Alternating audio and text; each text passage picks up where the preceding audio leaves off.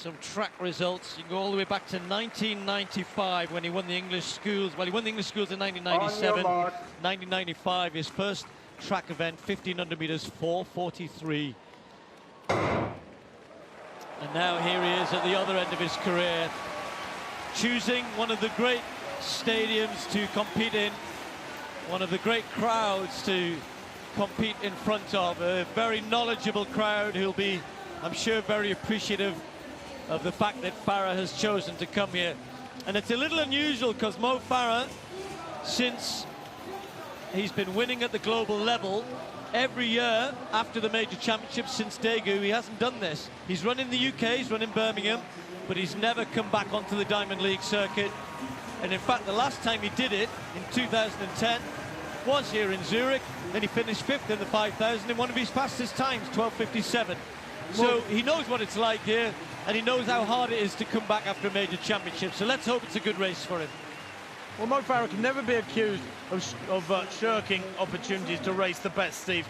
Yes, one or two of his races, even in the UK, with that first lap going through in about 60 seconds, one or two of his UK races look a little soft, but the home crowds always go home happy. But Mo in Eugene at the end of May this summer met an incredibly strong 5,000 field. He dealt with them. Then in London, when it came to the World Championships in that 10,000, he dealt with everything the Africans could throw at him, despite the teamwork. He said it was the toughest 10,000 he's ever run. And I don't think Mo's received enough credit for that 10,000 metres victory, being only 12 seconds off the world record, being incredibly fast in a major championship race, one of the greatest ever 10,000 metre finals at championship level. And of course he was tired for the 5,000 a week later. That was absolutely understandable, and it would have been a miracle had he won the 5,000 after a 10,000 run at that tempo, in my opinion. I still think it irks with him that he didn't win. He knows what happened, and he said it was when the big change of pace came, fatigue meant he couldn't quite go with it. Once he got up to speed, he was competitive, but by then Edris was away. And of course, young Barega, who's in the race here, and Kajelcha, all three of them made a move at the same time, and he wasn't just fighting to beat one on the last lap. He had three very good Ethiopians to beat. And of course, over the years, everyone's tried to work out how do you beat Mo Farah, and in the end, as Tim was alluding to, I think it was fatigue that actually was the main contributor to his defeat. That's not to take anything away from Edris, who's just moved ahead of Mo. Mo just kept keeping an eye on him. Edris and Mo Farah together, a little further down there. 2:35 through the first 1,000 metres. Well, Jarian Lawson in this men's long jump final takes his first effort. Good speed, nice rhythm there, and that looks okay. This hasn't really been a vintage season for men's long jump, but Lawson, well, the World Championship silver medalist, won in Birmingham last week, gave a degree of respectability to the scorecard in the Midlands of England with, I think, an 8:19 winning distance.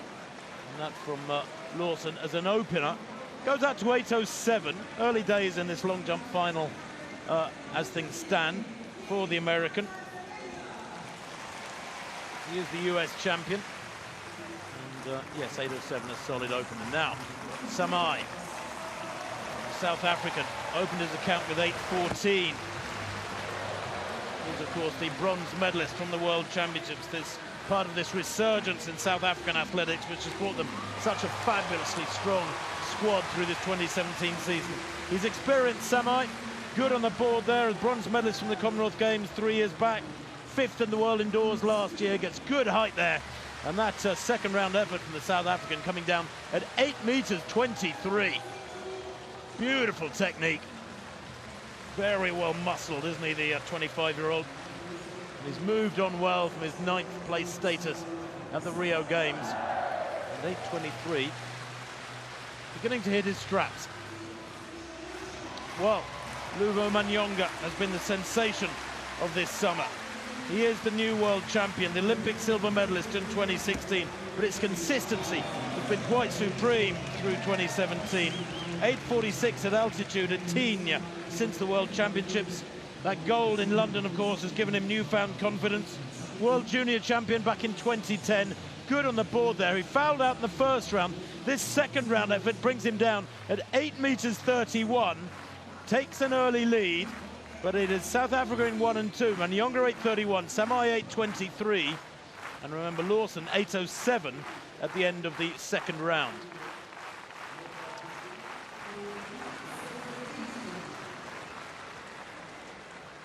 Well, that begins to draw attention to the South Africans, doesn't it? Now Michael Tornius of Sweden. Tornius, well, 8th in the World Championships, 8:44 he jumped last year. Hasn't been able to hit that sort of mark this year. But this third round effort is solid. Really needed to hit a mark there. Could call it a safety jump, or was it? That one coming down with a very slight headwind at 8:09. Moves him into third place. Shunts Lawson with that opener of 8:07 down to fourth place. And Tornius, well, he's the oldest of all this current crop of long jumpers, along with McQuainer and Lapierre. He's in the 30-plus category. But the South Africans sitting pretty so far. Well, in the men's 3,000 meters, the pace has been good, solid, kept going after that first 1,000 meters, just slowing a little bit, and well stretched out, you can see there. Mo Farah in about 9th place at the moment. They went through 2,000 meters in 5:13 at the front. Farah was about 5:15, so just outside 13-minute pace, but they've got to keep that going. And you can see that quite a few of these athletes have said, well, I don't mind if it is Mo Farah's last race, but I want a good time here. Ahmed is well up there, the Canadian. Chalimo is right up there. Kajelcha, Ben True of the USA, you can see in the blue. Actually, going back to that race, Tim, in 2010, and I was curious to see who won it that day when Mo Farah ran 12:57, his first time under 13 minutes. It was won by Tariku Bakili, and Chris Zielinski of the USA finished ahead of Farah. So it's amazing what's happened to Farah in the ensuing years. Those 10 global titles, and he hasn't run quicker than 12:57 too many times since then. But tonight, that sort of pace is where they're operating, assuming they'll pick up over the last 1,000 meters or so. And you can see Farah just moved up a little bit past Ben True. You see, I think Mo, Steve, earlier in the summer was in virtually world record pace for shape for 10,000 meters. He won at Ostrava in 27:12. He was very disappointed with the time, but because he'd said he was going for the world record, but it was sweltering hot in Ostrava that day. And that form came out in London, frankly. I think that the strength and endurance he showed in London was quite supreme, and I hope that he's recovered enough now to show that he's in great shape for a 5,000 as well. I suspect he's in personal best shape for 5,000, even though he's tired. And his personal best at 12:53, by world standards, the very best, doesn't reflect his ability. He's capable of going quite a few seconds quicker than that when you think the world record is 12:37. So through 3,000 meters, 7:53 for Farah. The lead now is Ahmed. Now he's pushing on, which is good for the race, because normally when the pacemaker drops at 3K, the danger is so many times we've seen the 4th kilometer go slow, and then we end up with a 13:5, 13:10 race rather than a 13-minute. They're still within striking distance of 13 minutes. That will be less important to Mo Farah than the fact that he is within striking distance of Edris, and he has a different race to run here, Mo Farah. He's got Edris in front of him, he's got Kajelcha in front of him, Barrega, the youngster, who impressed so much at the championships. There he is on Farah's shoulder, and I'll bet you one thing tonight, Tim, he doesn't let them get the jump on him at 400 meters this time. He's going to be paying attention, he's going to be fresher as the pace continues to drop here. Look at that, they're all suddenly bunching up, and this is starting to play inevitably into Mo's hands.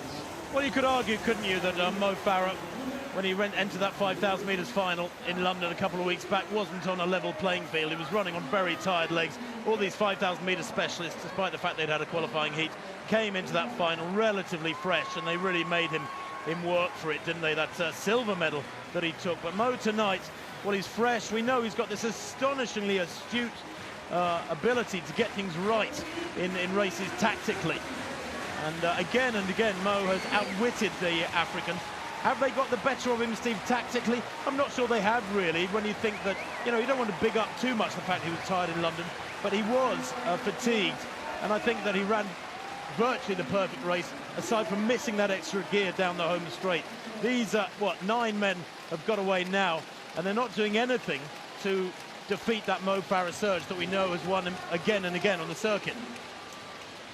Well, we've seen a few attempts to end careers on a high, haven't we, this year? And Usain Bolt couldn't do it at the World Championships. Farah himself couldn't come away with a double gold, and Tim touching on why that might have been. But he'll certainly want to go out with a win here.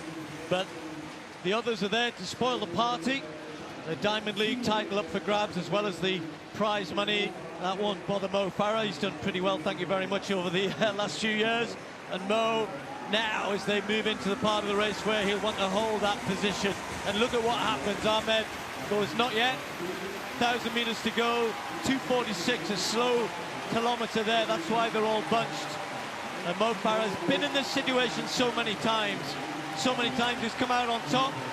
He'll want to make it the same here. Will he strike first? Will he just try and control it from the curb as he likes to? Or will he be happy sitting where he is and wait for one of the others to make the first move?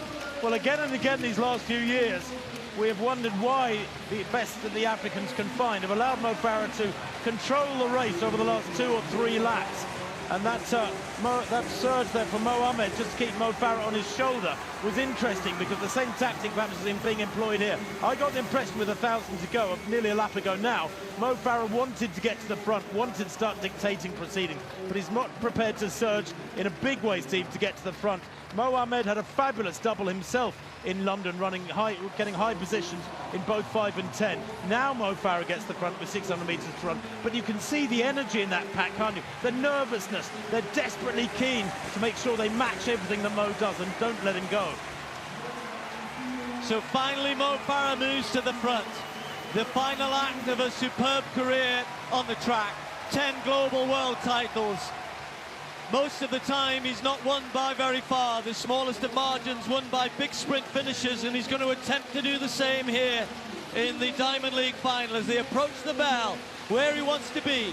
Farah in front, Kajelcha on his shoulder, the tall Ethiopian with the diminutive figure of the world champion behind him, Edris. Ahmed on the inside, Chalimo 5th place, trying to chase, but this time Farah's got the lead. That's what he likes to have, the crowd rising to the beat, this capacity crowd, and Farah's got a hold of Kajelcha, and he just about manages to do it. Means that Edris has to go wide, 200 meters to go, and now it's the current world champion at 5,000 meters against the 10,000 meter world champion, and all of the other global gold medals that he has being laid out here for the others to try and take away a last bit of glory. But Mo Farah striking for home. He's going to have to keep this going right to the line. It's going to be tight again. Can Farah get there? Yes, he does. They throw themselves at his feet, figuratively and literally. Mo Farah gets to the line first. The cheer goes up. What a way to end. Maybe his closest victory of all of his great victories. The Diamond League title will mean nothing near as much as all of the gold medals at the Olympics and the Worlds. Barshim celebrating with him.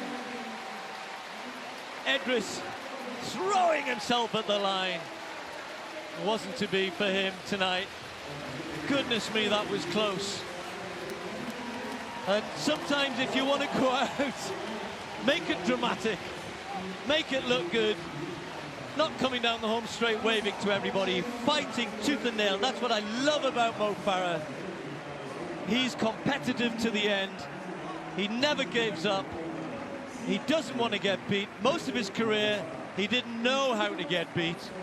And he's bounced back after that rare defeat at the World Championships with a win tonight. But it was so close. Well, Steve, the fact that they all turned up to race him is what makes that a symbolic victory for Mo Farah in particular. He's running on fresh legs, they're running on fresh legs. This is where there's an even playing field, so to speak.